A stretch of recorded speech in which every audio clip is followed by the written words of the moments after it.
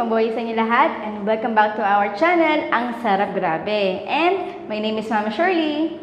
Ayan na, ang pinakaiintay ng mga OFW o malayo sa Pilipinas, ang paggawa ng ang ating pinaka-favorite na flavor ng donut ay butternut at glaze.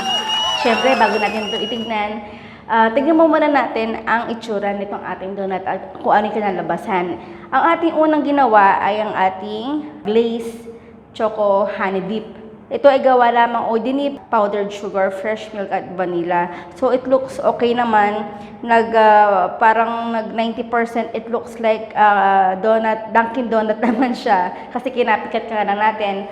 Although hindi natin alam kung ano talaga ang original na recipe ng Dunkin Donut, kung ano yung mga ginamit ng ingredients, kung paano yung technique nila, kung nilalagay ba nila ito sa malabig na temperatura, tapos ilalabas ulit, tapos lalagyan ulit ng mixture. So hindi natin yun alam. Ito naman ang ginawa natin ay Choco Butternut. Yung kanina, itong sa butternut, nakikita natin na medyo malalaki yung butil ng kanyang desiccated coconut. Kung meron kayo nabili na medyo malalaki, i-blend nyo to na katulad na ginawa natin kanina. Pero medyo malaki-laki pa siya ng konti. So dapat i-blend natin to for a few minutes. Tingnan natin kung mas medyo maliit pa. So makikita nyo din dito na medyo naging itsura siya ng Dunkin Donut na medyo i-rate ko siya ng mababa lang, medyo mga 60% kasi nga nandahil doon sa malalaking butil. Pero yung kulay niya nakakatakam kasi nga 'di ba yung nakasanayan na natin ng butternut na color orange. Ayan, so tikman na natin. Doon muna tayo sa honey dip. Si bake to eh. Tingnan niyo.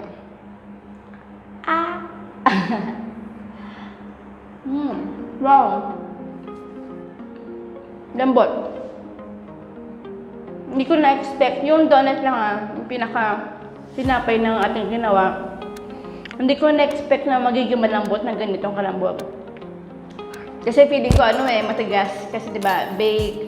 Ang kagandahan kasi ng ating ingredients, yung pinaka-donut niya, hindi yung glaze yung pinaka-donut niya, hindi masyadong matamis. Kaya any toppings na ilagay natin is nagbablend yung kanyang tamis at hindi masyadong nakakauma yung dating, yung lasa. Sa lasa ng Dunkin Donut at itong ginawa natin, mako-compare ko ng mga 80%. Pasok na rin.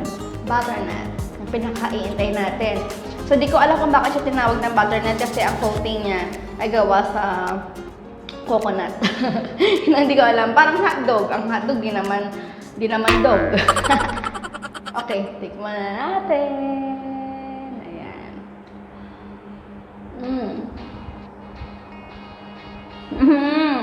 Wow! Wow! Surprising yung lasa nito kasi compare dito sa honey dip, medyo, syempre plain yung ingredients na chocolate cake o chocolate donut.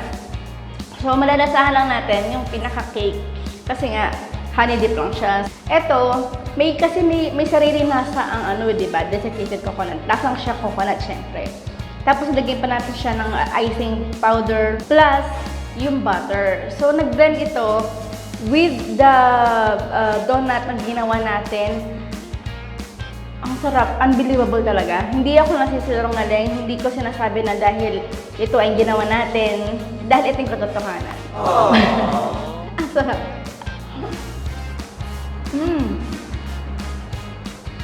Masaya ako sa ginawa ko ngayon. Kasi, ang tagal-tagal ko na itong pinangarap din na gawin. At nagawa ko na. Madali lang gawin. Panagrada magugustuhan ito ng anak nyo, katulad ni Alana.